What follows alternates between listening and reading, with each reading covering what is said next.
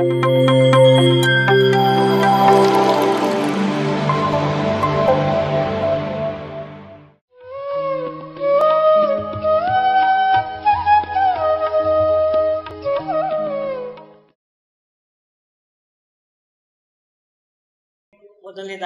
ಆತ್ಮ ಪ್ರಮಾಣಗಳು.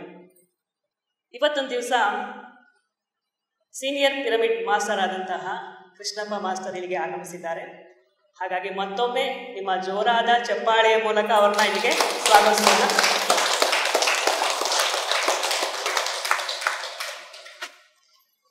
ಹಾಗೆ PMC ಕನ್ನಡ ಚಾನಲ್ ಅವರು ಕೂಡ ನಮ್ಮ ಜೊತೆ ಇದ್ದಾರೆ ಇವತ್ತೊಂದು ದಿವಸ. ಅವ್ರಿಗೂ ಕೂಡ ಜೋರಾದ ಚಪ್ಪಾಳೆಯ ಮೂಲಕ ಅವ್ರನ್ನ ಸ್ವಾಗತಿಸೋಣ.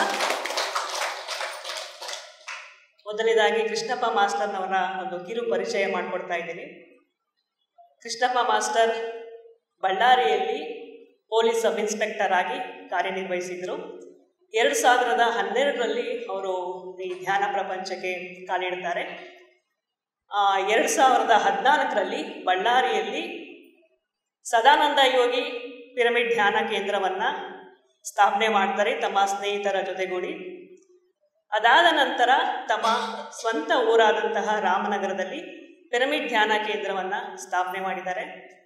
ಅದಲ್ಲದೆ ರಾಮನಗರದ ಸುತ್ತಮುತ್ತ ಧ್ಯಾನ ಕೇಂದ್ರಗಳನ್ನು ಸ್ಥಾಪನೆ ಮಾಡೋದ್ರ ಮೂಲಕ ಜನರನ್ನು ಧ್ಯಾನಗಳನ್ನಾಗಿ ಮಾಡಬೇಕಂತಹ ಒಂದು ದಿಟ್ಟ ಹೆಜ್ಜೆಗೆ ಮುಂದಾಗ್ತಾ ಇದ್ದಾರೆ. ಹಾಗಾಗಿ ಆ ಪಿರಮಿಡ್ ಧ್ಯಾನ ಕೇಂದ್ರದಲ್ಲಿ ಸತ್ಸಂಗಗಳನ್ನು ನಡೆಸ್ತಾ ಜನರನ್ನು ಅಜ್ಞಾನ ಮಾರ್ಗದಿಂದ ಧ್ಯಾನ ಮಾರ್ಗದ ಕಡೆಗೆ ಕರೆದೊಯ್ತಾ ಇದ್ದಾರೆ. ಪತ್ರಿಜಿಯವರ ಕನಸಾದಂತಹ ಧ್ಯಾನ ಜಗತ್, ಪಿರಮಿಡ್ ಜಗತ್ ಹಾಗೆ ಸಸ್ಯಾಹಾರ ಜಗತ್, ಈ ಕನಸನ್ನು ನನಸು ಮಾಡುವಲ್ಲಿ ಕೃಷ್ಣಪ್ಪ ಸರ್ ಅವರ ಕೊಡುಗೆ ಕೂಡ ಅಪಾರವಾದದ್ದು. ಅಂತ ಮಾಸ್ಟರ್ ಈ ದಿನ ನಮ್ಮ ಮಂಡ್ಯದ ಸರಸ್ವತಿ ಕಲ್ಯಾಣ ಮಂಟಪದಲ್ಲಿ ನಡೀತಾ ಇರತಕ್ಕಂತಹ ಧ್ಯಾನ ಮತ್ತು ಸತ್ಸಂಗ ಕಾರ್ಯಕ್ರಮಕ್ಕೆ ಆಗಮಿಸಿದ್ದಾರೆ. ಹಾಗಾಗಿ ನಿಮ್ಮೆಲ್ಲರ ಪರವಾಗಿ ಅವರಿಗೆ ಹೃತ್ಪೂರ್ವಕವಾದಂತಹ ಸ್ವಾಗತವನ್ನು ಕೋರ್ತಾ ಇದ್ದೀನಿ.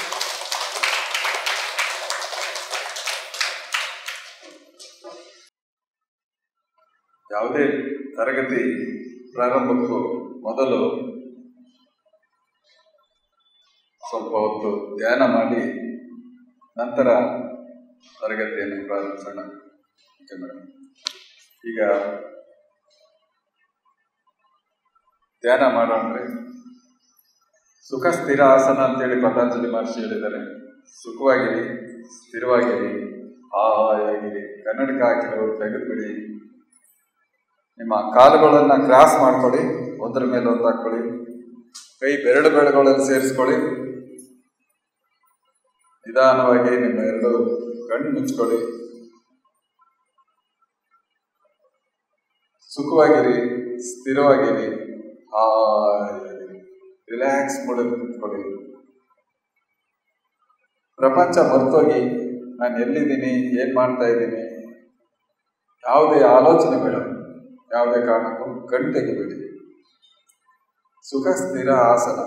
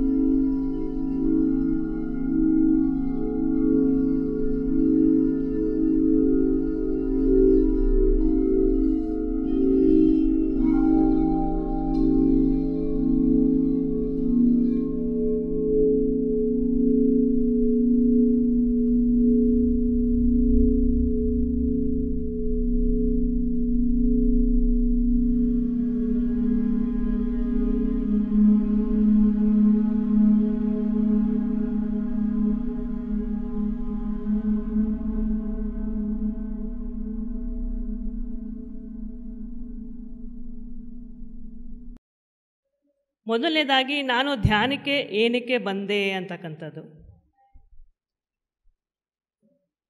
2020ರಲ್ಲಿ ನಮ್ಮ ತಂದೆ ತೀರೋಗ್ತಾರೆ. ಅದಾದ ನಂತರ ಕೆಲವು ತಿಂಗಳಾದಮೇಲೆ ಆರೋಗ್ಯದ ಸಮಸ್ಯೆ, ಹಾರ್ಮೋನ್ ಇಂಬ್ಯಾಲೆನ್ಸ್ ಅಂತಂದು ಹೇಳಿ, ಅದಾದಮೇಲೆ BP ಕೂಡ ಸ್ಟಾರ್ಟ್ ಆಗ್ತಾಯಿತ್ತು. ಹಾರ್ಮೋನ್ ಇಂಬ್ಯಾಲೆನ್ಸ್ಗೆ ಡಾಕ್ಟ್ರು ಆಲ್ರೆಡಿ ಟ್ಯಾಬ್ಲೆಟ್ಸ್ಗಳನ್ನ ಕೊಡ್ತಾಯಿದ್ರು, ತಗೊತಾ ಇದೆ. ಬಟ್ ಯಾವುದೇ ರೀತಿಯಿಂದಲೂ ಕೂಡ ಅದರಲ್ಲಿ ಗುಣ ಆಗ್ತಾ ಇರಲಿಲ್ಲ. ಯಾವಾಗ ಅದ್ರ ಜೊತೆಗೆ BP ಅಂತಕ್ಕಂಥ ಸ್ಟಾರ್ಟ್ ಆಯಿತು, ಆವಾಗ ಸ್ವಲ್ಪ ಎಚ್ಚೆತ್ಕೊಂಡೆ. ಏಕೆ ಅಂತಂದರೆ ಒಂದು ಕಾಯಿಲೆಯಿಂದ ಇನ್ನೊಂದು ಕಾಯಿಲೆ, ಮತ್ತೊಂದು ಮಗದೊಂದು ಅಂತೇಳಿ ಹೀಗೆ ಶುರುವಾಗ್ತಾ ಹೋಗ್ತಾ ಇರುತ್ತದು.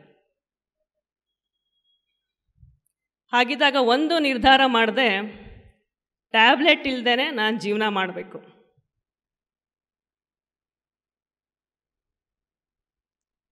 ಹಾಗೆ ದಾರಿ ಗೊತ್ತಿಲ್ಲ, ಹೇಗೆ ಟ್ಯಾಬ್ಲೆಟ್ ಇಲ್ಲದೇ ನಾನು ಇರೋವರೆಗೂ ಕೂಡ ನಾವು ಜೀವಿಸ್ಬೋದು ಅಂತಕ್ಕಂಥದಕ್ಕೆ ದಾರಿ ಗೊತ್ತಿಲ್ಲ. ಹೀಗೆ ಟ್ಯಾಬ್ಲೆಟ್ ತೊಗೊಂಡು ಜೀವನ ನಡೀತಾ ಇತ್ತು. ಒಂದು ದಿವಸ ನಾವೆಲ್ಲರೂ ಕೂಡ ಮೊಬೈಲ್ನ ಆಗಾಗ್ಗೆ ಯೂಸ್ ಮಾಡ್ತಾನೆ ಇರ್ತೀವಿ. ಯೂಟ್ಯೂಬ್ನಂತೂ ನೋಡ್ತೀವಿ. ಅದರಲ್ಲಿ ಬಂತು ನೋಡಿ PMC ಕನ್ನಡ ಚಾನಲ್. ಒಬ್ಬರದು ಅನುಭವ, ಕೃಷ್ಣಪ್ಪ ಮಾಸ್ಟರ್ ಧ್ಯಾನ ಕೇಂದ್ರದಲ್ಲೇ ಒಬ್ಬರು ಧ್ಯಾನ ಕಲಿತು ಅವರು 24 ಮಾತ್ರೆಗಳನ್ನು ತಗೊತಾ ಇದ್ದವರು 2 ಮಾತ್ರೆಗೆ ಬಂದಿದ್ದರು. ಅದೇ ಫಸ್ಟು ನೋಡಿದಂತಹ ವಿಡಿಯೋ, ಅದೇ ನನ್ನ ಮೇಲೆ ಪ್ರಭಾವ ಬೀರಿದ್ದು.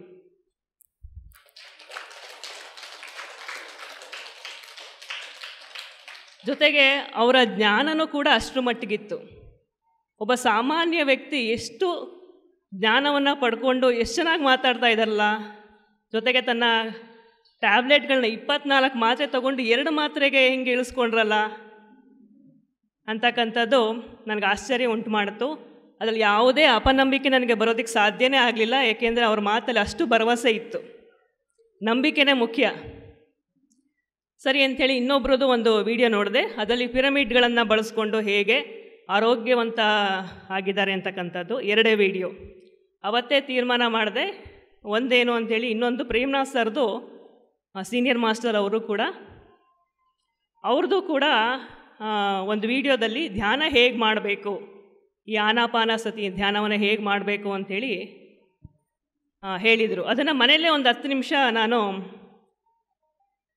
ಪ್ರಯತ್ನ ಪಟ್ಟೆ. ಅದರಲ್ಲಿ 10 ನಿಮಿಷಕ್ಕೇ ಅದರಲ್ಲಿ ರಿಸಲ್ಟ್ ಗೊತ್ತಾಗ್ತಾ ಇದೆ. ಒಳಗಡೆ ಬಾಡಿನಲ್ಲಿ ಮೈಂಡಲ್ಲೆಲ್ಲ ಚೇಂಜಸ್ ಕಾಣಿಸ್ತಾ ಇದೆ ನನಗೆ. ಇದೇ ಸರಿಯಾದ ಮಾರ್ಗ ಅಂಥೇಳಿ ಮುಂದೆ ನಾನು ಯೋಚನೆ ಮಾಡೋದಕ್ಕೆ ಹೋಗಲಿಲ್ಲ. ಗೂಗಲಲ್ಲಿ ಸರ್ಚ್ ಮಾಡಿದೆ. ಬೆಂಗಳೂರಿನಲ್ಲಿ ರಾಜಾಜಿನಗರದಲ್ಲಿ ಪಿರಮಿಡ್ ಮೆಡಿಟೇಷನ್ ಸೆಂಟರ್ದು ಒಂದು ಫೋನ್ ನಂಬರ್ ಸಿಕ್ತು. ಅಲ್ಲಿಗೆ ಕಾಲ್ ಮಾಡಿದಾಗ ಅಲ್ಲಿ ಮೇಡಮ್ ಏನು ಮಾಡಿದ್ರು, ನಿಮ್ಮದು ನಿಯರ್ ಬೈ ಕೆಂಗೇರಿ ಉಪನಗರದಲ್ಲಿ ಒಂದು ಸೆಂಟರ್ ಇದೆ, ನೀವು ಅಲ್ಲಿಗೆ ಹೋಗಿ ನೀವು ಧ್ಯಾನ ಕಲಿಬೋದು ಅಂತೇಳಿ ಹೇಳಿದ್ರು. ಅವತ್ತೊಂದು ದಿವಸ, ಒಂದೇ ದಿವಸ ಇದೆಲ್ಲ ನಡೆದಿದ್ದು. ಸರಿ ಅಂಥೇಳಿ ಅವತ್ತು ಮೇಡಮ್ಗೆ ಅವ್ರಿಗೆ ಕಾಲ್ ಮಾಡಿದೆ. ಸಂಘಮಿತ್ರ ಮೆಡಿಟೇಷನ್ ಸೆಂಟರ್ ಅಂತ. ಹಾಗೆ ನನಗೆ ಧ್ಯಾನವನ್ನು ಹೇಳ್ಕೊಂಡಂತಹ ಗಾಯತ್ರಿ ಮೇಡಮ್ ಅಂಥೇಳಿ ನನ್ನ ಗುರು. ಸಂಘಮಿತ್ರ ಮೆಡಿಟೇಷನ್ ಸೆಂಟರ್ ಅದು. ಅಲ್ಲಿಗೆ ಹೋದೆ, ನಾನು ಪರಿಚಯ ಮಾಡಿಕೊಂಡೆ. ಏನಕ್ಕೆ ಧ್ಯಾನಕ್ಕೆ ಬಂದೆ ಅಂತ ಕೇಳಿದ್ರು. ನಂದೇನು ಆರೋಗ್ಯ ಸಮಸ್ಯೆ ಇತ್ತು ಅದನ್ನು ಹೇಳಿದೆ. ಅದಾದಮೇಲೆ ನೆಕ್ಸ್ಟ್ ಕ್ವಶನ್ ಅವ್ರದ್ದು, ನೀವು ವೆಜ್ಜಾ ನಾನ್ ವೆಜ್ಜಾ ಅಂಥೇಳಿ ಹೇಳಿದೆ. ನಾವು ನಾನ್ ವೆಜ್ ತಿನ್ನೋರೇ ಅಂತಂದ್ಬಿಟ್ಟು. ಮೇಡಮ್ದು ಮುಂದೆ ಪ್ರಶ್ನೆ, ಅದೆಲ್ಲ ಮಹಾಪಾಪ ಅಲ್ವಾ, ಗೊತ್ತಲ್ವಾ ನಿನಗೆ ಅಂತಂದ್ಬಿಟ್ಟು ಅಂದರು. ಸದ್ಯಕ್ಕೆ ನನಗೆ ಅವಾಗ ಏನು ಬೇಕಾಗಿತ್ತು ಅಂದರೆ, ನಂಗೆ ಟ್ಯಾಬ್ಲೆಟ್ ಇಲ್ಲದೇ ನಾನು ಜೀವನ ನಡೆಸ್ಬೇಕು, ಅಷ್ಟು ಬೇಕಾಗಿತ್ತು ಅಷ್ಟೇ ನನಗೆ. ಅದು ಆಮೇಲೆ ನೋಡ್ಕೊಳ್ಳೋಣ ಅಂತ ಅಂದ್ಕೊಂಡು ಏನು ಮಾಡಿದೆ, ಧ್ಯಾನ ಹೇಳ್ಕೊಟ್ರು ಹೇಗೆ ಮಾಡೋದು ಅಂಥೇಳಿ. 41 ದಿವಸ ನೀನು ಇಲ್ಲಿ ಸೆಂಟರ್ಗೆ ಬರಬೇಕು, ಧ್ಯಾನಾಭ್ಯಾಸ ಮಾಡಬೇಕು ಅಂಥೇಳಿ ಹೇಳಿದ್ರು. ಅದಾದಮೇಲೆ ಒಂದು 32 ದಿವಸ ಹೋದೆ ಸೆಂಟರ್ಗೆ. ಆಮೇಲೆ ಲಾಕ್ಡೌನ್ ಆಯಿತು. ಮುಂದೆ ಏನಾಯಿತು ಅಂತಂದರೆ, ಝೂಮ್ ಆನ್ಲೈನ್ ಮೂಲಕ ಅವ್ರು ಏನು ಮಾಡಿದ್ರು, ಲಿಂಕ್ಗಳನ್ನು ಕಳಿಸ್ತಾ ಹೋದರು. ಹಾಗೆ ಜರ್ನಿ ಸ್ಟಾರ್ಟ್ ಆಯಿತು. ಜೊತೆಗೆ ಗಾಯತ್ರಿ ಮೇಡಮ್ ಜೊತೆಗೆ ಅವರ ಸಿಸ್ಟರ್ ಒಬ್ಬರು ವೀರಾಕ್ಷಿ ಮೇಡಮ್ ಅಂಥೇಳಿ, ಜೊತೆಗೆ ಅವರ ಬ್ರದರ್ ಬಸವರಾಜ್ ಸರ್ ಅಂಥೇಳಿ, ಇವರ 3 ಜನ ಮಾರ್ಗದರ್ಶನದಲ್ಲಿ ನನಗೆ ಧ್ಯಾನಾಭ್ಯಾಸ ಆಯಿತು. ಹಾಗೆಯೇ ಇದರಲ್ಲಿ ಹಾಸ್ಟೆಲ್ ಟ್ರಾವೆಲ್ ಅಂತ ಹೇಳ್ತಾರೆ. ಹಾಗಾಗಿ ಅದು ಒಂದು 3 ಸಲ ಹಾಸ್ಟೆಲ್ ಟ್ರಾವೆಲ್ ಆಗಿದೆ. ಜೊತೆಗೆ ಇದರಲ್ಲಿ ಹಾಸ್ಟೆಲ್ ಸರ್ಜರಿ ಕೂಡ ಇದೆ. ಹೇಗೆ ಅಂತೇಳಿ ಹೇಳಿದ್ರೆ, ನಾವು ಧ್ಯಾನಕ್ಕೆ ಕೂತ್ಕೊಂಡಾಗ ಅಥವಾ ನಾವು ನಿದ್ದೆ ಮಾಡ್ತಕ್ಕಂಥ ನಿದ್ದೆ ಮಾಡ್ತಕ್ಕಂಥ ಸಮಯದಲ್ಲಿ ಹಾಸ್ಟೆಲ್ ಮಾಸ್ಟರ್ಸೇ ಬಂದು ಏನು ಮಾಡ್ತಾರೆ, ಯಾವ ಜಾಗದಲ್ಲಿ ನಮಗೆ ತೊಂದರೆ ಇದೆಯೋ ಅವರೇ ಸರ್ಜರಿ ಮಾಡಿ ಹೋಗ್ತಾರೆ. ಈ ಅನುಭವಗಳು ನನಗೆ ಆಗ್ತಾ ಹೋಯಿತು. ಹಾಗೆಯೇ ಎಲ್ಲರ ದರ್ಶನ, ಬುದ್ಧನ ದರ್ಶನ, ಶಿವನ ದರ್ಶನ, ಗಣೇಶನ ದರ್ಶನ, ಹಾಗೆಯೇ ವಚನಕಾರರ ದರ್ಶನ,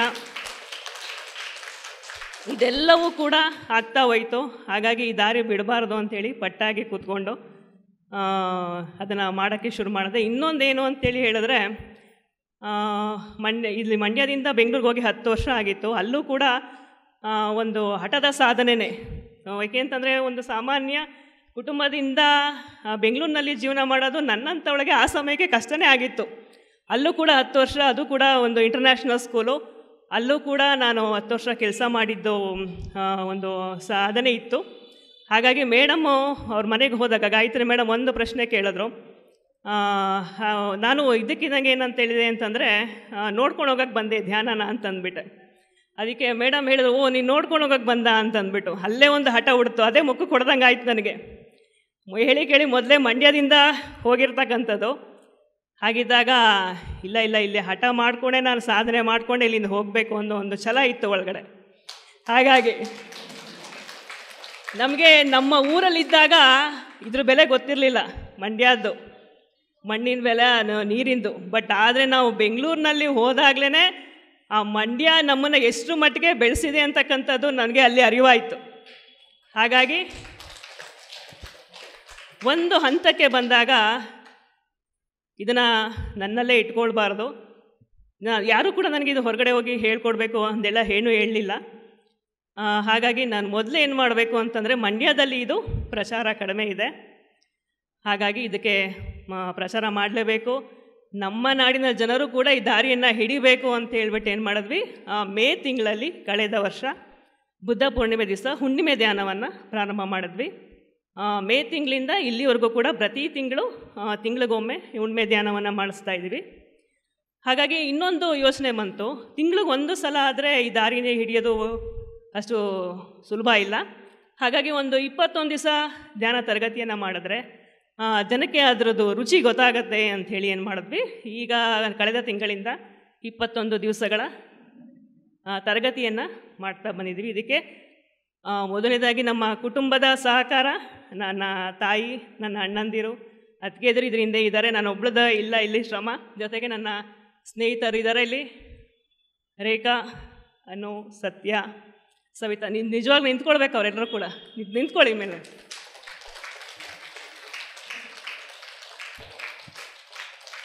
ಹಾಗೆ ನಮ್ಮ ಅಮ್ಮ ಕೂಡ ಇಲ್ಲೇ ಜೊತೆಯಲ್ಲಿದ್ದಾರೆ, ಹಾಗಾಗಿ ಹಾಗಾಗಿ ಅಮ್ಮನಿಗೂ ಕೂಡ ಎಲ್ಲರ ಪರವಾಗಿ ಕೃತಜ್ಞತೆಯನ್ನು ಸಲ್ಲಿಸ್ತಾ ಇದ್ದೀನಿ. ಹೀಗೆ ಈ ಜರ್ನಿ ಇಲ್ಲಿಗೆ ನಿಲ್ಲೋದಿಲ್ಲ. ಇನ್ನು ಮುಂದೆ ಇಂಥ ಮಾಸ್ಟರ್ಸ್ಗಳು ಬರ್ತಾ ಇರ್ತಾರೆ. ಹಾಗಾಗಿ ಅವರ ಒಂದು ಕೃಪಾರ ಆಶೀರ್ವಾದದಿಂದ ನಾವೇನು ಮಾಡ್ತಾಯಿದ್ದೀವಿ, ಈ ದಾರಿಯಲ್ಲಿ ಸಾಕ್ತಾ ಹೋಗಬೇಕು ಅಂತಕ್ಕಂಥದ್ದೇ ನನ್ನ ಆಸೆ. ಪ್ರತಿಯೊಬ್ಬರು ಕೂಡ ನಮ್ಮ ಮಂಡ್ಯ ಜನ ಈ ದಾರಿನಲ್ಲಿ ಹಿಡಿದು, ಮಂಡ್ಯ ಜನಕ್ಕೆ ಯಾವುದೂ ಕಷ್ಟ ಅಲ್ಲ, ಅವರು ಒಂದು ಮನಸ್ಸು ಮಾಡಬೇಕಷ್ಟೇ. ಆ ಮನಸ್ಸು ಮಾಡಿಬಿಟ್ರೆ ಅವರೆಲ್ಲ ಏನು ಮಾಡ್ತಾರೆ, ಖಂಡಿತವಾಗ್ಲೂ ಕೂಡ ಈ ದಾರಿನಲ್ಲಿ ಹಿಡಿದು ತಮ್ಮ ಜೀವನವನ್ನು ಸಾರ್ಥಕಗೊಳಿಸ್ಕೋತಾರೆ ಅಂಥೇಳಿ ನನ್ನ ಮಾತನ್ನು ಮುಗಿಸ್ತಾ ಇದ್ದೀನಿ. ಧನ್ಯವಾದಗಳು. ನಿಮಗೂ ಧನ್ಯವಾದ ವಿರೂಪಾಕ್ಷ ಸರ್ ಅವರೇ. ಇಲ್ಲಿವರೆಗೂ ಕೇಳಿದಂಥ ನಮ್ಮೆಲ್ಲ ದಾನಿಗಳಿಗೆ ಮೊದಲನೇದಾಗಿ ವಂದಿಸುತ್ತಾ, ವೇದಿಕೆಯನ್ನು ಮೇಲೆ ಆಸೀನರಾಗಿರ್ತಕ್ಕಂಥ ನನ್ನ ಎಲ್ಲ ಮಿತ್ರರಿಗೆ ವಂದಿಸುತ್ತಾ, ನಿಮ್ಮೆಲ್ಲರ ಗುರುಗಳಾದಂಥ ಬ್ರಹ್ಮರ್ಷಿ ಸುಭಾಷ್ ಪತ್ರಿಜಿ ಅವರಿಗೆ ಜೋರಾಗಿ ಚಪ್ಪಾಳೆ ಮೂಲಕ ಅಭಿನಂದಿಸೋಣ. ಅದೇ ರೀತಿ ನಮ್ಮೆಲ್ಲರ ಬದುಕು ಪ್ರಕೃತಿಯಿಂದ ಆಗಿರೋದು. ಆ ಪ್ರಕೃತಿ ಮಾತೆಗೊಂದು ಸಾರಿ ಜೋರಾಗಿ ಚಪ್ಪಾಳೆ. ಯಾವುದೇ ಸಮಾರಂಭ ನಡೆದ್ರೂ ನಮ್ಮ ಪತ್ರಿಜಿಯವರ ಧ್ಯೇಯವಾಕ್ಯ ಏನಂದರೆ, my dear masters, my dear friends, my dear God's. ಇದು ನಮ್ಮ ಪತ್ರಿಜಿಯವರ ಧ್ಯೇಯವಾಕ್ಯ. ಎಲ್ಲರನ್ನೂ ಸಮಾನವಾಗಿ ಸ್ನೇಹಿತರಾಗಿ, ಗುರುಗಳಾಗಿ, ದೇವರುಗಳಾಗಿ ನಮ್ಮನ್ನು ಸಂಬೋಧನೆ ಮಾಡ್ತಾಯಿದ್ರು. ಇಂಥ ಒಬ್ಬ ಮಹಾನ್ ಚೇತನ ಇವತ್ತು ನಮ್ಮ ಜೊತೆ ಇದ್ದಾರೆ, ಆದರೆ ದೇಹ ಇಲ್ಲ. ಅವರು ನಮಗೆಲ್ಲರಿಗೂ ಬಿಟ್ಟೋಗಿರೋದೇನು ಅಂತಂದರೆ, ನಮ್ಮನ್ನೆಲ್ಲರನ್ನೂ ಗುರುಗಳಾಗಿ ತಯಾರು ಮಾಡಿದರು.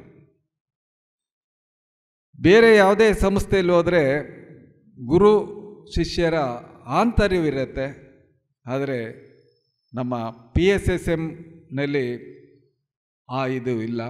ಯಾವುದೇ ಜಾತಿ ಮತ ಭೇದವಿಲ್ಲ, ಗುರು ಶಿಷ್ಯರ ಆಂತರ್ಯವಿಲ್ಲ, ಇಲ್ಲಿ ಮತಭೇದವಿಲ್ಲ, ಎಲ್ಲರೂ ಒಂದೇ. ಇಲ್ಲಿ ಹೆಣ್ಣು ಗಂಡು ಭೇದ ಭಾವ ಇಲ್ಲ. ಇಲ್ಲಿ ಆತ್ಮ, ಇಲ್ಲಿ ನಾವೆಲ್ಲರೂ ಧ್ಯಾನ ಮಾಡೋದು ಏನಕ್ಕೆ ಅಂತ ವಿರೂಪಾಕ್ಷಿಯವರು ಹೇಳಿದ್ರಲ್ಲ, ಆತ್ಮಕ್ಕೆ ಧ್ಯಾನ, ಶರೀರಕ್ಕೆ ಸ್ನಾನ. ಇಲ್ಲಿ ನಾವೆಲ್ಲರೂ ಈ ಭೂಮಿ ಮೇಲೆ ಜನ್ಮ ತಗೊಂಡು ಬಂದಿರೋದು ಉದ್ದೇಶ ಇದೆಯಲ್ಲ. ನಾವೆಲ್ಲರೂ ಇಲ್ಲಿ ಈ ಕಲ್ಯಾಣ ಮಂಟಪದಲ್ಲಿ ಸೇರಿದ್ದೀವಲ್ಲ, ಒಂದು ಉದ್ದೇಶ ಇದೆಯಲ್ಲ. ಆ ಉದ್ದೇಶ ಇಟ್ಕೊಂಡೇ ಬಂದಿದ್ದೀವಲ್ಲ, ಇದಕ್ಕೆಲ್ಲ ಪ್ರಿಪ್ರೇಷನ್ ಮಾಡ್ಕೊಂಡು ಬಂದಿದ್ದೀವ ಇಲ್ಲ? ಹೌದಾ ಇಲ್ವಾ? ಇಲ್ಲಿಗೆ ಬರಬೇಕಾದ್ರೇ ಇವತ್ತು ಕೃಷ್ಣಪ್ಪ ಅವರು ಬರ್ತಾರೆ ರಾಮನಗರದಿಂದ. ಅವ್ರದ್ದೊಂದು ಸತ್ಸಂಗ ಕಾರ್ಯಕ್ರಮ ಇರ್ತೈತೆ, ಇದಕ್ಕೆ ಹೋಗ್ಬೇಕು ಅಂತೇಳಿ ಮೊದಲೇ ನಾವೆಲ್ಲ ಪ್ರಿಪ್ರೇಷನ್ ಆಗಿ ಇಲ್ಲಿಗೆ ಬಂದಿದ್ದೀವಿ. ಹೌದಾ ಇಲ್ವಾ? ಅಂಥದ್ದು ಮನುಷ್ಯನ ಆಯಸ್ಸು ಎಷ್ಟು? 100 ವರ್ಷ. ಈ 100 ವರ್ಷ ಇರೋದಕ್ಕೆ ನಾವು ಮೊದಲೇ ಪ್ಲ್ಯಾನ್ ಮಾಡ್ಕೊಂಡು ಬಂದಿದ್ದೀವಾ ಇಲ್ವಾ? ನಾವೆಲ್ಲರೂ ಪ್ಲ್ಯಾನ್ ಮಾಡ್ಕೊಂಡು ಬಂದಿದ್ದೀವಾ ಇಲ್ವಾ? ಇಂಥ ತಂದೆ ತಾಯಿ ಬೇಕು, ಇಂಥ ತಂದೆ ತಾಯಿ ಬೇಕು, ಇಂಥ ಮನೆಯವರು ಬೇಕು, ಇಂಥ ಗಂಡ ಬೇಕು, ಹೌದಾ ಇಲ್ವಾ? ಇಂಥ ಮಕ್ಕಳು ಬೇಕು, ಹೌದಾ ಇಲ್ವಾ? ಇವೆಲ್ಲ ತೀರ್ಮಾನ ಮೇಲೆ ಆಗಿದೆ. ನಾವೆಲ್ಲರೂ ಇಲ್ಲಿರೋದು ಸುಮ್ಮನೆ. ನಮ್ಮ ಮನೆ ಎಲ್ಲಿ? ನಮ್ಮ ಮನೆ ಇರೋದು ಮೇಲೆ. ನಾವೆಲ್ಲರೂ ಇಲ್ಲಿ ಯಾರು ಶಾಶ್ವತ ಅಲ್ಲ. ನಾವೆಲ್ಲರೂ ಒಂದು ದಿವಸ ಇಲ್ಲ ಒಂದು ದಿವಸ ಬಿಟ್ಟು ಹೋಗ್ತೀವಿ. ಏನು ಬಿಟ್ಟು ಹೋಗ್ತೀವಿ? ದೇಹ ಬಿಟ್ಟು ಹೋಗ್ತೀವಿ. ಆದರೆ ನಮಗೆ ಸಾವಿಲ್ಲ. ನಾವು ದೇಹ ಅಲ್ಲ. ನಾವೇನು ಅಂದ್ಕೊಂಡಿದ್ದೀವಿ? ನಾವು ದೇಹ, ನಾವು ದೇಹ, ನಾವು ದೇಹ ಅಂದ್ಕೊಂಡಿದ್ದೀವಿ. ಅದಕ್ಕೆ ನಾವು ದೇಹ ದೇಹ ಅಂತ ಎಲ್ಲಿವರೆಗೂ ಅಂದ್ಕೊಂಡಿರ್ತೀವೋ ದೇಹ ಸ್ಥಿತಿಲೇ ಇರ್ತೀವಿ. ದೇಹ ಸ್ಥಿತಿಲೇ ಇದ್ದಾಗ ನಮಗೆ ತಲೆನೋವು ಬರುತ್ತೆ, ಎದೆ ನೋವು ಬರುತ್ತೆ, ಕಿಡ್ನಿ ನೋವು ಬರುತ್ತೆ, ಮೈಗ್ರೇನ್ ಬರುತ್ತೆ, BP ಬರುತ್ತೆ, ಶುಗರ್ ಬರುತ್ತೆ, ಎಲ್ಲವೂ ಬರ್ತವೆ. ಇಲ್ಲಿ ಶರೀರ ರೋಗಮಯ, ಶರೀರ ರೋಗಮಯ, ಸಂಸಾರ ದುಃಖಮಯ. ಇಲ್ಲಿ ನಾವೇ ಮಾಡ್ಕೊಂಡಿರೋದೆಲ್ಲ. ಇಲ್ಲಿ ಶರೀರನೂ ನಾವೇ ಮಾಡ್ಕೊಂಡಿದ್ದು. ರೋಗಗಳು ಯಾಕೆ ಬರ್ತಾ ಇದ್ದಾವೆ ಅಂದರೆ ನಾವೇ ಮಾಡ್ಕೊಂಡಿರೋದೇ ಎಲ್ಲ. ನಾವು ಇಲ್ಲಿ ಆತ್ಮೋದ್ಧಾರಕ್ಕೋಸ್ಕರ ಬಂದಿದ್ದೀವಿ. ಏನಕ್ಕೆ ಬಂದಿದ್ದೀವಿ? ಆತ್ಮ ಉದ್ಧಾರಕ್ಕೋಸ್ಕರ ಇಲ್ಲಿ ಬಂದಿದ್ದೀವಿ ನಾವು.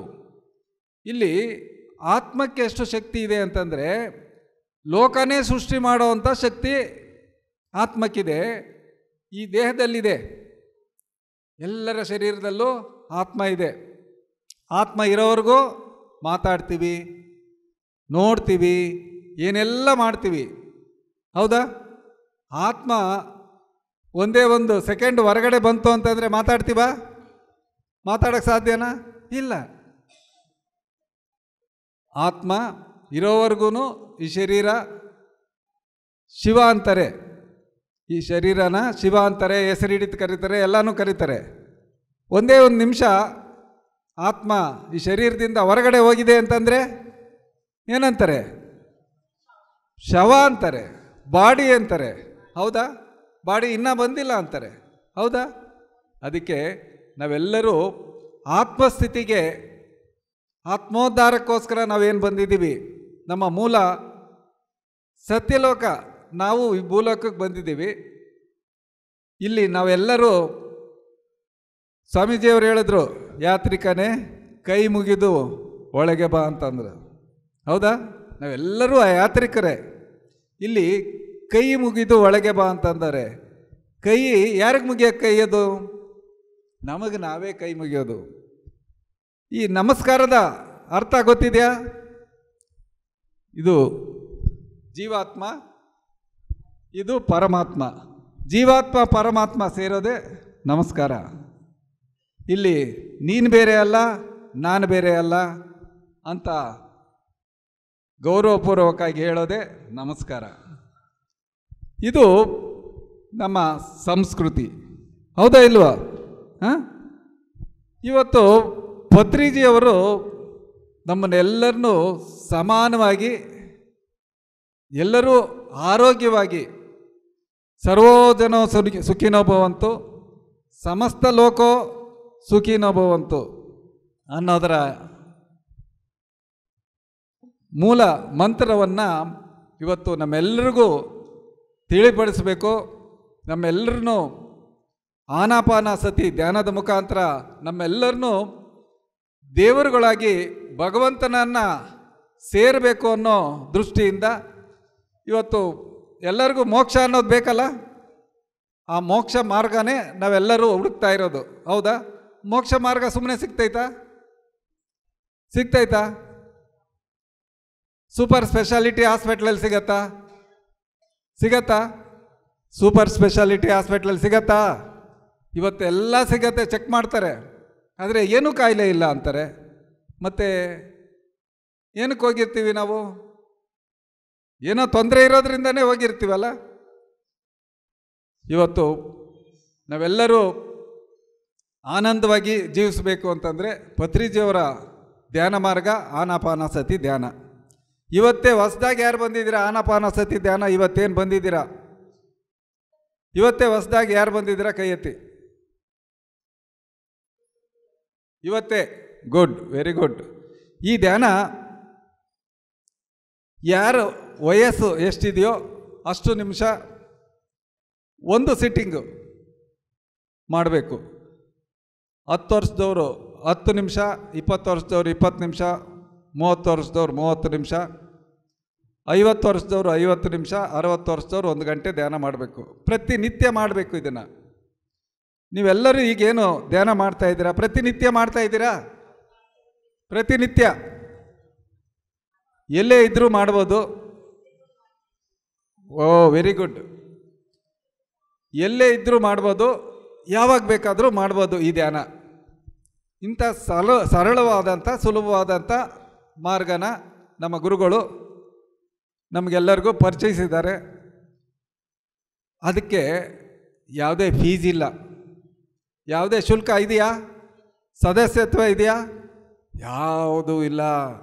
ಇಂಥ ಮಾರ್ಗನ ಸುಮಾರು ಒಂದು 40 ವರ್ಷ ಅವರು ನಮಗೋಸ್ಕರ ಒಬ್ಬೊಬ್ಬರಿಗೆ ಧ್ಯಾನ ಕಲಿಸೋದಕ್ಕೆ ಸುಮಾರು 106 ಕಿಲೋಮೀಟ್ರು ಪ್ರಯಾಣ ಮಾಡಿ ಕಲಿಸಿದ್ದಾರೆ. ಇಂಥ ಒಂದು ಧ್ಯಾನ ಈ ಭೂಮಿ ಮೇಲೆ ಸಾಕಷ್ಟು ಜನ ಮಹನೀಯರು, ಮತ ಪ್ರಚಾರಕರು ಬಂದು ಹೋಗಿದ್ದಾರೆ. ಆದರೆ ಇಂಥ ಒಬ್ಬ ಮಹಾನ್ ಚೇತನ ಇಲ್ಲಿವರೆಗೂ ಯಾರೂ ಬಂದಿಲ್ಲ. ಕೊನೆಯ ಒಬ್ಬ ಮನುಷ್ಯನೂ ಸಹ ಆತ್ಮಜ್ಞಾನಿ ಆಗಬೇಕು, ಕೊನೆಯ ಒಬ್ಬ ಮನುಷ್ಯನೂ ಸಹ ಧ್ಯಾನಿ ಆಗಬೇಕು, ಸಸ್ಯಾಹಾರಿ ಆಗಬೇಕು ಅನ್ನೋದೇ ಅವರ ಧ್ಯೇಯ. ಪಿರಮಿಡ್ ಜಗತ್ತಾಗಬೇಕು, ಧ್ಯಾನ ಜಗತ್ತಾಗಬೇಕು, ಸಸ್ಯಾಹಾರ ಜಗತ್ತಾಗಬೇಕು. ಇವು ಅವರ ಪ್ರಣಾಳಿಕೆಗಳು, ಇವು 3. ಇವತ್ತು ಮಂಡ್ಯ ಜಿಲ್ಲೆ ಅಂತಂದರೆ ಮೊದಲನೇದಾಗಿ ನಾನ್ ವೆಜ್ ಅಂತಾರೆ. ಇದು ಸಹಜ, ನಮಗೆ ಗೊತ್ತಿಲ್ಲದೇನೋ ಗೊತ್ತಿದ್ದೋ ಇದು ಅಜ್ಞಾನದಿಂದ ಬಂದಿರೋವಂಥ ಇದು ಮೂಲ. ಇದು ಅದನ್ನು ನಾವು ಯಾರೂ ಇದು ಮಾಡೋದು ಬೇಡ, ಅದ್ರ ಪಾಡಿಗೆ ಅದೇ ಹೋಗುತ್ತೆ. ನಾವೇನು ಮಾಡಬೇಕು ಅಂತಂದರೆ, ಒಂದು 40 ದಿವಸ ನಾವೆಲ್ಲರೂ ಧ್ಯಾನ ಮಾಡ್ತಾ ಇದ್ದೀವಿ, ಆದರೆ ಮನೆಯವರು ಯಾರೂ ಕೇಳೋದಿಲ್ಲ, ಅವರಿಷ್ಟದಂತೆ ನಾವು ಮಾಡಲೇಬೇಕು. ನಾವು ಧ್ಯಾನ ಮಾಡ್ತಾ ಇದ್ದೀವಿ, ಇಲ್ಲಿ ನಾನ್ ವೆಜ್ ತಿನ್ನಬಾರ್ದು ಅಂತ ಗುರುಗಳು ಹೇಳಿದ್ದಾರೆ. ಅಹಿಂಸೋ ಪರಮೋ ಧರ್ಮ, ಧರ್ಮನ ರಕ್ಷಣೆ ಮಾಡಿದ್ರೆ ಆ ಧರ್ಮ ನಮ್ಮನ್ನು ರಕ್ಷಣೆ ಮಾಡುತ್ತೆ ಅಂತ ಒಂದು ಧ್ಯೇಯ ಇಟ್ಕೊಂಡು ಇವಾಗ ಧ್ಯಾನದಿಂದ ಇಲ್ಲೇನು ಮಾಡ್ತಾ ಇದ್ದೀರ ಧ್ಯಾನ, ನಿಮಗೆಲ್ಲರಿಗೂ ಲಾಭ ಆಗಿದೆಯಾ ಇಲ್ವಾ? ಆಗಿದೆ. ಎಷ್ಟು ಜನಕ್ಕಾಗಿದೆ ಲಾಭ? ಕೈ ಎತ್ತಿ ನೋಡೋಣ. ಧ್ಯಾನ ಮಾಡೋರಿಗೆಲ್ಲರಿಗೂ ಸಾಮಾನ್ಯವಾಗಿ ಏನೋ ಒಂದು ಧ್ಯಾನ ಲಾಭ ಸಿಗತ್ತೆ, ಹೌದ್ರಾ? Okay, thank you. ಈ ಲಾಭ ನಾವು ಅಷ್ಟೇ ಲಾಭ ಮಾಡಿಕೊಂಡು ನಾವು ಡೆಪಾಸಿಟ್ ಮಾಡಿಕೊಂಡ್ರೆ ಸಾಕ? ಇದನ್ನು ಇನ್ನೂ 4 ಜನಕ್ಕೆ ಹೇಳ್ಕೊಡ್ಬೇಕಾ? ಪ್ರಚಾರ ಮಾಡಬೇಕಾ ಬೇಡವಾ? ಮಾಡಬೇಕು. ಆದರೆ ನಮ್ಮ ಇನ್ನರ್ ಎನರ್ಜಿನೂ ಡೆವಲಪ್ ಮಾಡ್ಕೋಬೇಕು.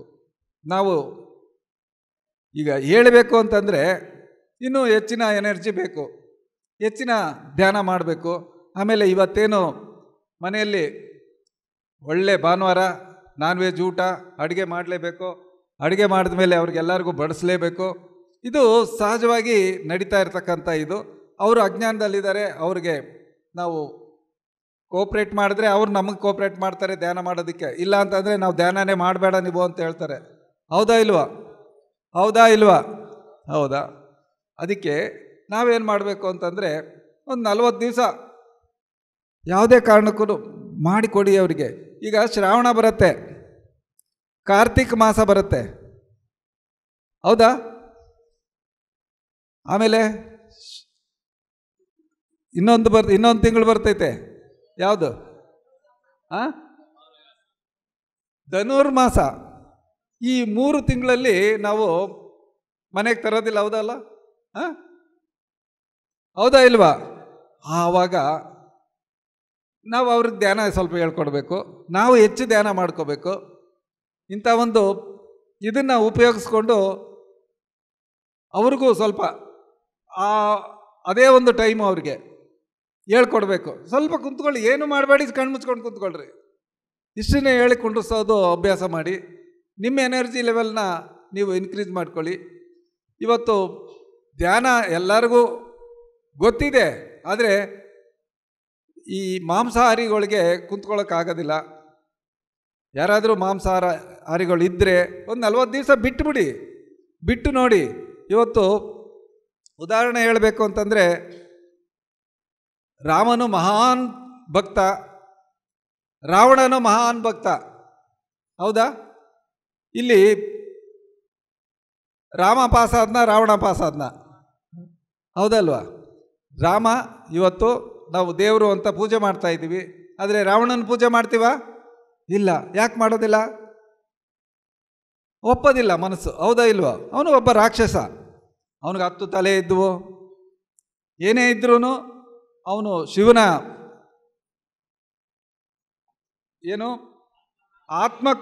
ಆತ್ಮನೇ ತೊಗೊಂಡು ಬಂದಿದ್ದ. ಆದರೂ ಅಂಥ ದೊಡ್ಡ ಭಕ್ತ ಆದ್ರೂ ಅವನ ನಡತೆ ಸರಿಯಾಗಿರಲಿಲ್ಲ, ಹೌದಾ ಇಲ್ವಾ? ಅದಕ್ಕೆ ನಾವು ಯಾರೂ ಒಪ್ಪೋದಿಲ್ಲ, ಅವನ್ನ ಪೂಜೆನೂ ಮಾಡೋದಿಲ್ಲ. ಅದಕ್ಕೆ ರಾಮನ್ನೇ ನಾವು ಪೂಜೆ ಮಾಡ್ತೀವಿ, ರಾಮನ್ನೇ ನಾವು ರಾಮನಂಗೆ ಇರಬೇಕು ಅಂತೀವಿ, ಹೌದಾ ಇಲ್ವಾ? ಹೆಣ್ಮಕ್ಳು ಜಾಸ್ತಿ ರಾಮನಂಗೆ ಇರಬೇಕು ಅಂತೀರ, ಹೌದಾ ಇಲ್ವಾ? ಕೃಷ್ಣಂಗಿರೋದು ಬೇಡ ಅಂತೀರ, ಹೌದು. ಇದು ಸಹಜವಾದಂಥ ಒಂದು ಇದು. ಇವತ್ತು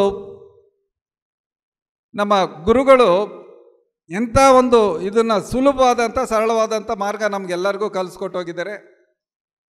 ಹಿಂಸೆ ಮಾತ್ರ ಬೇಡ, ಹಂಸ ಪಕಡೋ ಹಿಂಸಾ ಚೋಡೋ ಅಂತ ಹೇಳವ್ರೆ. ಹಿಂಸೆ ಬೇಡ, ನಿಮ್ಮ ಶ್ವಾಸನ ನೀವು ಹಿಡ್ಕೊಳ್ಳಿ. ಆರೋಗ್ಯವಾಗಿರಬೇಕು ಅಂತಂದರೆ ನಮ್ಮ ಶ್ವಾಸದ ಜೊತೆಗೆ ನಾವಿದ್ದರೆ ಆನಂದವಾಗಿ ಜೀವಿಸ್ಬೋದು. ಯಾರಿಗೂ ಹಿಂಸೆ ಮಾಡೋದು ಬೇಡ. ಇವತ್ತು ನಾವೆಲ್ಲರೂ ಆನಂದವಾಗಿರೋದಕ್ಕೆ ಬಂದಿದ್ದೀವಿ. ಆನಂದೋ ಪರಮೋ ಧರ್ಮ. ಇವತ್ತು ನಮ್ಮ ಗುರುಗಳು ಇಂಥ ಒಂದು ಸುಲಭವಾದಂಥ ಸರಳವಾದಂಥ ಮಾರ್ಗ ನಮಗೆ ಕೊಟ್ಟೋಗಿದ್ದಾರೆ. ಇದನ್ನು ಹೆಚ್ಚೆಚ್ಚು ಮಾಡಿಕೊಂಡ್ರೆ ಮೇಡಮ್ ಅವರು ಹೇಳಿದ್ರು ಥರ್ಡ್ ಐ ಓಪನ್ ಆಗತ್ತೆ, ಆಗ್ತೈತೆ. ಇವತ್ತು ಋಷಿ ಆಗ್ಬೋದು, ಮಹರ್ಷಿ ಆಗ್ಬೋದು, ಬ್ರಹ್ಮರ್ಷಿ ಆಗ್ಬೋದು, ನಾವು ಏನು ಬೇಕಾದರೂ ಇಲ್ಲಿ ಆಗೋದಕ್ಕೆ ಸಾಧ್ಯತೆ ಇದೆ. ಇಲ್ಲಿ ಸಾಧನೆಗೋಸ್ಕರನೇ ಲಕ್ಷಾಂತರ ಜನ ದೇವಾನುದೇವತೆಗಳು ಈ ಭೂಮಿ ಮೇಲೆ ಬಂದು ಸಾಧನೆ ಮಾಡಿ ಇಲ್ಲಿ ಆತ್ಮೋದ್ಧಾರ ಮಾಡಿಕೊಂಡು ದೇವರುಗಳಾಗಿರೋದು. ರಾಮ ಇರ್ಬೋದು, ರಾವಣ ಇರ್ಬೋದು, ವಶಿಷ್ಠರಿರ್ಬೋದು, ವಿಶ್ವಾಮಿತ್ರ ಇರ್ಬೋದು, ಇಲ್ಲಿ ಇವರೆಲ್ಲರೂ ಕಾರಣ ಜನ್ಮನೇ. ವಿವೇಕಾನಂದ ಇರ್ಬೋದು, ರಾಮಕೃಷ್ಣ ಪರಮಹಂಸ ಇರ್ಬೋದು, ಕೃಷ್ಣ ಇರ್ಬೋದು, ಇವರೆಲ್ಲರೂ ಕಾರಣ ಜನ್ಮನೇ. ಅವರು ಇಂಥ ಒಂದು ಭೂಮಿ ಮೇಲೆ ಬರಬೇಕು ಅಂತಂದರೆ ಅವರು ಬೇಕಂತ ಜನ್ಮ ತಗೊಂಡು ಬಂದು ಇಲ್ಲಿ ಸಾಧನೆ ಮಾಡಿ ಇಲ್ಲಿ ಇವತ್ತು ನಾವು ಅವ್ರನ್ನ ಪೂಜೆ ಮಾಡ್ತಾ ಇದ್ದೀವಿ. ಅಂಥ ಒಂದು ಶಕ್ತಿ ನಮ್ಮೆಲ್ಲರಲ್ಲೂ ಇದೆ, ಅದ್ಭುತವಾದಂಥ ಶಕ್ತಿ ನಮ್ಮೆಲ್ಲರಲ್ಲೂ ಇದೆ. ಇಂಥ ಒಂದು ಶಕ್ತಿ ನಾವು ಬೆಳೆಸ್ಕೋಬೇಕು ಅಂತಂದರೆ ಈ ಆನಾಪಾನಸತಿ ಧ್ಯಾನ ಕಂಪಲ್ಸರಿ ನಾವೆಲ್ಲರೂ ಮಾಡಬೇಕು. ಈ ಧ್ಯಾನದಲ್ಲಿ ಇರೋಷ್ಟು ಶಕ್ತಿ ಇನ್ಯಾವುದರಲ್ಲೂ ಇಲ್ಲವೇ ಇಲ್ಲ. ಇವತ್ತು ಪತ್ರಿಜಿಯವರು MSc AG ಮಾಡಿ ಸಂಸಾರದಲ್ಲೇ ಇದ್ದು ಇಂಥ ಒಂದು ಸಾಧನೆಯಿಂದ ಇವತ್ತು ವಿಶ್ವಕ್ಕೆ ಹೆಸರುವಾಸಿಯಾಗಿದ್ದಾರೆ. ಇವತ್ತು ಸುಮಾರು 130 ದೇಶಗಳಲ್ಲಿ ಪಿರಮಿಡ್ ಸಂಸ್ಥೆ ಇದೆ. ಇದರ ಮುಖಾಂತರ ಕೋಟ್ಯಾಂತರ ಜನ ಇವತ್ತು ಧ್ಯಾನ ಮಾಡ್ತಾ ಇದ್ದಾರೆ. ಇವತ್ತು ಧ್ಯಾನದಿಂದನೇ ಜ್ಞಾನ, ಜ್ಞಾನದಿಂದನೇ ಮುಕ್ತಿ. ಜ್ಞಾನ ವಿಹೀನಂ ಪಶು ಸಮಾನಂ ಅಂತ ಹೇಳಿದ್ದಾರೆ. ಜ್ಞಾನ ಇಲ್ಲ ಅಂತಂದರೆ ನಮಗೆ ಮುಕ್ತಿ ಇಲ್ಲ. ಪುನರಪಿ ಜನನಂ ಪುನರಪಿ ಮರಣಂ. ನಾವು ಈ ಜನನ ಮರಣಗಳ ಸಂಕೋಲೆಯಲ್ಲೇ ನಾವು ಸುತ್ತಾ ಇರಬೇಕಾಗತ್ತೆ. ನಾವು ಇವತ್ತು ಆತ್ಮೋದ್ಧಾರಕ್ಕೋಸ್ಕರ ಬಂದಿದ್ದೇವೆ.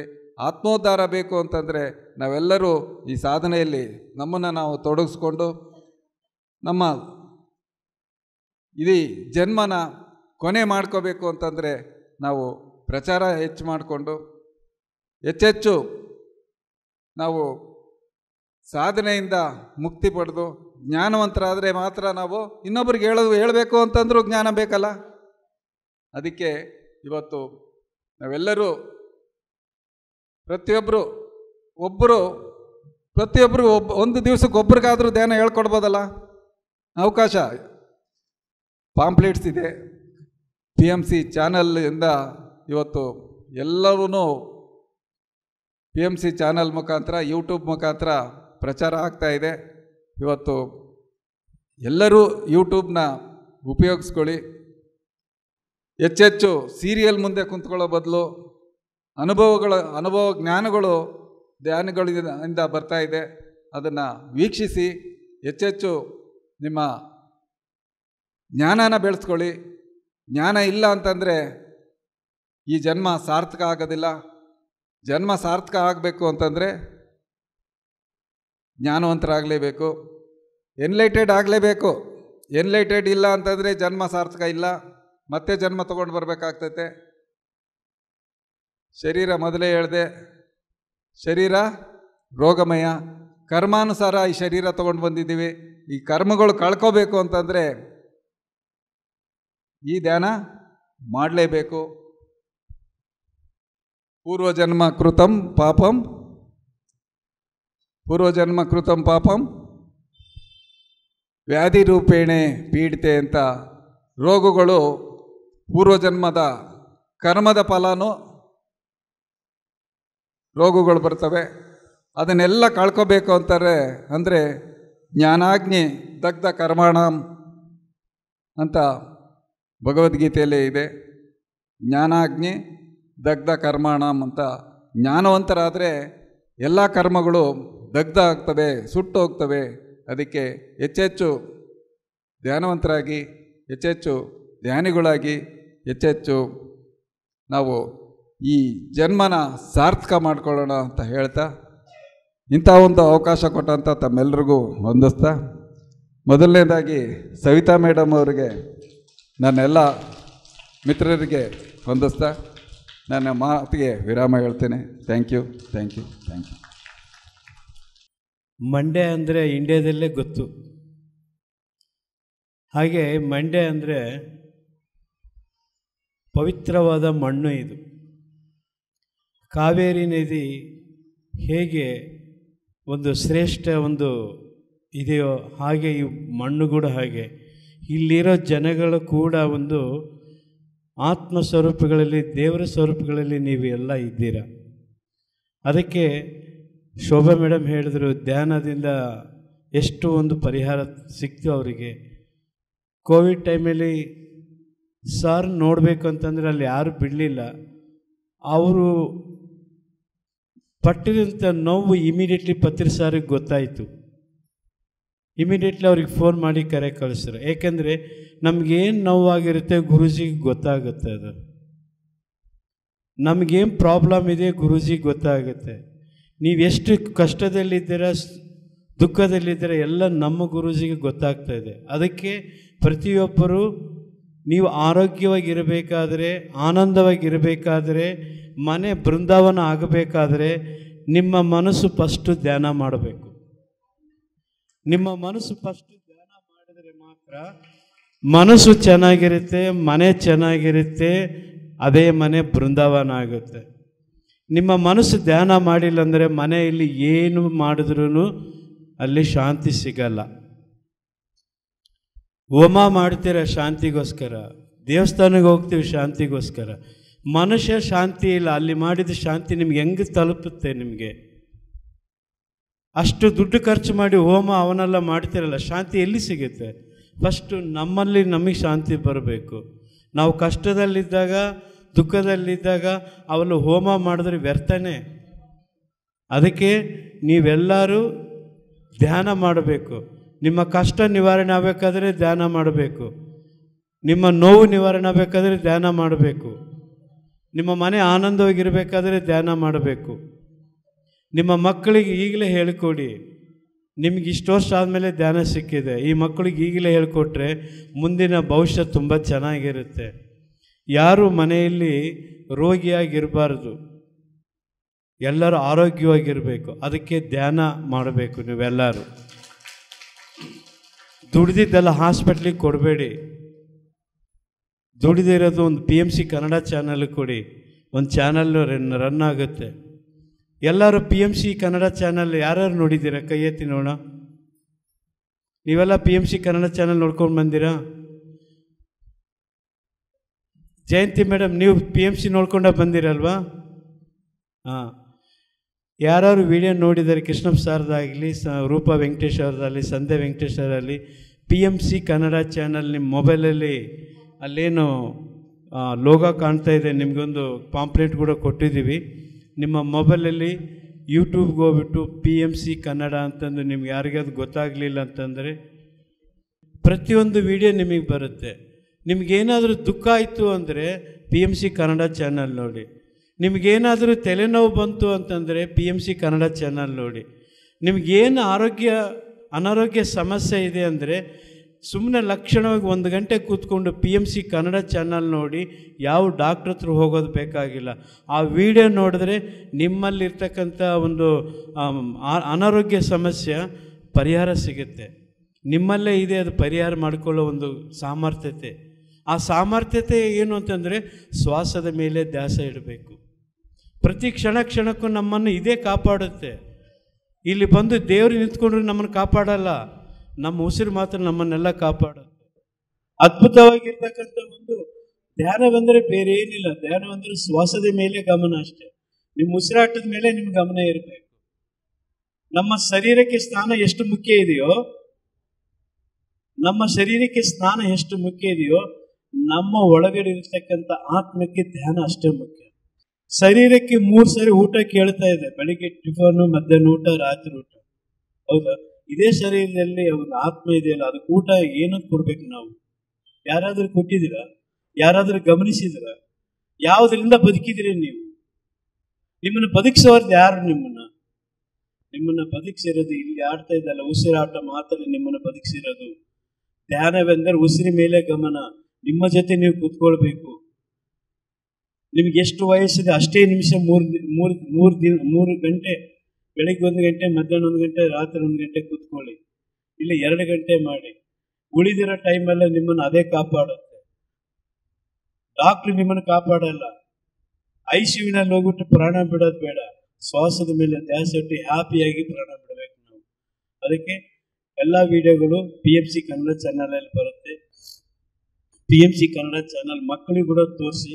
ಅಲ್ಲಿ ಲಿಟ್ಲ್ ಬುದ್ಧ ಅಂತಿದೆ. ಮಕ್ಕಳು ಯಾವ ಥರ ಓದಬೇಕು, ಅದರಲ್ಲಿ ಯಾವ ಥರ ಅವರು ಕಾನ್ಸಂಟ್ರೇಷನ್ ತೊಗೊಳ್ಬೇಕು, ಮೆಮೊರಿ ಪವರ್ ಯಾವ ಥರ ಇಂಪ್ರೂವ್ಮೆಂಟ್ ಮಾಡ್ಕೋಬೇಕು. ಮನೆಯಲ್ಲಿ ಎಷ್ಟು ಹೆಣ್ಮಕ್ಳಿಗೆ ಅನಾರೋಗ್ಯ ಸಮಸ್ಯೆಗಳು ಇರ್ತವೆ, ಕೆಲವಲ್ಲಿ ಹೇಳ್ಕೊಳಕ್ಕಾಗಲ್ಲ. ಅವೆಲ್ಲ ಸಮಸ್ಯೆಗಳು ಆ PMC ಕನ್ನಡ ಚಾನಲ್ ನೋಡಿ. ಈಗ ಮೇಡಮ್ ಹೇಳ್ತಾ ಇದ್ರು, ರಾಮನಗರದಲ್ಲಿ ಯಾರೋ ಒಬ್ರು 24 ಟ್ಯಾಬ್ಲೆಟ್ ತಗೊಳ್ತಿದ್ರು, ನಾನೀಗ 2 ಟ್ಯಾಬ್ಲೆಟ್ ತಗೊಳ್ತೀನಿ ಅಂತ. ಆ ಒಂದು ವಿಡಿಯೋ ಎಂಟರ್ ಕರ್ನಾಟಕ ಜನಗಳಿಗೆ ಪರಿವರ್ತನೆ ಮಾಡಿದೆ. ಚಂದ್ರಪ್ಪ ಅಂತ ಅವ್ರ ಹೆಸರು. ಅಷ್ಟು ಮಾತ್ರೆ ತಗೊಳ್ಳೋರು ಧ್ಯಾನ ಮಾಡಿಬಿಟ್ಟು ಬರೀ 2 ಮಾತ್ರೆ, ಈಗ ಆ 2 ಮಾತ್ರೆ ಕೂಡ ಬಿಟ್ಬಿಟ್ಟಿದ್ದಾರೆ. ಪ್ರತಿದಿನ ಧ್ಯಾನ ಧ್ಯಾನ ಧ್ಯಾನ ಧ್ಯಾನ ಧ್ಯಾನ. ನೀವು ಕುಂತರೂ ಧ್ಯಾನ ಮಾಡಿ, ನಿಂತರೂ ಧ್ಯಾನ ಮಾಡಿ. ವಿಡಿಯೋ ನೋಡಿ. ಸೀರಿಯಲಲ್ಲಿ ಏನು ಸಿಗಲ್ಲ. ಸೀರಿಯಲ್ ನೋಡ್ತಾ ಇದ್ರೆ ನಿಮ್ಮ ಲೈಫ್ ಸೀರಿಯಸ್ ಆಗುತ್ತೆ. ಯಾಕೆ ಸೀರಿಯಲ್ ನೋಡಬೇಕು? PMC ಕನ್ನಡ ಚಾನಲ್ ನೋಡಿ. ನಿಮಗೆ ಅನಾರೋಗ್ಯ ಇದ್ರೆ ಆರೋಗ್ಯ ಕೊಡುತ್ತೆ, ಅಶಾಂತಿ ಇದ್ರೆ ಶಾಂತಿ ಕೊಡುತ್ತೆ, ನೆಮ್ಮದಿ ಇಲ್ಲಂದ್ರೆ ನೆಮ್ಮದಿ ಕೊಡುತ್ತೆ. ಅದು ಪ್ರತಿಯೊಂದು ವಿಡಿಯೋ 5,000ಕ್ಕಿಂತ ಹೆಚ್ಚಾಗಿ ವಿಡಿಯೋಗಳು ಇದ್ದಾವೆ. ಎಲ್ಲ ಮಾಸ್ಟರ್ಗಳು ಮಾತಾಡಿದ ಎಕ್ಸ್ಪೀರಿಯನ್ಸ್ ಅದು, ಊಹೆ ಅಲ್ಲ. ಸಿನಿಮಾ ಕಾಲ್ಪನಿಕವಾಗಿರುತ್ತೆ. PMC ಕನ್ನಡದಲ್ಲಿ ಸತ್ಯ ದರ್ಶನವಾಗಿರುತ್ತೆ. ಯಾವುದೇ ಒಂದು ಸಿನಿಮಾ ನೋಡಿ, ಕಾಲ್ಪನಿಕ, ಇದು ಯಾರ ವ್ಯಕ್ತಿಯಿಂದ ಸಂಬಂಧಪಟ್ಟಿದ್ದಲ್ಲ ಅಂತ ಹೇಳ್ತಾರೆ. ಆದರೆ ಪತ್ರಿಜಿ ಅವರು PMC ಕನ್ನಡ ಚಾನಲ್ಗೆ ಕೊಟ್ಟಿದ್ದ ಹೆಸರೇನೆಂದರೆ PMC ಕನ್ನಡ ಚಾನಲ್ ಪ್ರತಿ ಕ್ಷಣ ಸತ್ಯ ದರ್ಶನ. ಯಾರು ಸುಳ್ಳು ಹೇಳಕ್ಕಾಗಲ್ಲ. ಇಲ್ಲಿ ಸುಳ್ಳು ಹೇಳಕ್ಕೂ ಆಗೋದಿಲ್ಲ ನೀವು ಧ್ಯಾನ ಮಾಡಿದ್ರೆ. ಯಾಕಂದ್ರೆ ಒಳಗಡೆ ಇರ್ತಕ್ಕಂಥ ಆತ್ಮ ಸತ್ಯವನ್ನು ಹೇಳಿಸುತ್ತೆ. ನೀವು ಆ ಆತ್ಮದ ಜೊತೆ ಇರ್ತೀರ ನೀವು. ಅದಕ್ಕೋಸ್ಕರನೇ ಎಲ್ಲರೂ ಧ್ಯಾನ ಮಾಡಬೇಕು. ಓಕೆನಾ? ಎಲ್ಲರೂ PMC ಕನ್ನಡ ಚಾನಲ್ ನೋಡಿ, ಸಬ್ಸ್ಕ್ರೈಬ್ ಮಾಡಿ, ಶೇರ್ ಮಾಡಿ. ಅದನ್ನ ನೀವೇನಾದ್ರೂ ಈ ಥರ ಪಾಂಪ್ಲೆಟ್ ಕೊಡೋದೇನು ಬೇಡ. PMC ಕನ್ನಡ ಚಾನಲ್ ನೋಡಿ ಅಂತ ಅವ್ರಿಗೆ ಫೋನ್ ಮಾಡಿ ಹೇಳಿ. Okay, thank you. ಇದೇ ಥರನೇ ನಡೀಲಿ ಇಲ್ಲಿ ಪ್ರೋಗ್ರಾಮ್ಸು. ಏನೇ ಪ್ರೋಗ್ರಾಮ್ ನಡೆದ್ರು ನಮ್ಮ PMC ಕನ್ನಡ ಚಾನಲ್ಗೆ ಫೋನ್ ಮಾಡಿ, ನಾವು ಬರ್ತೀವಿ.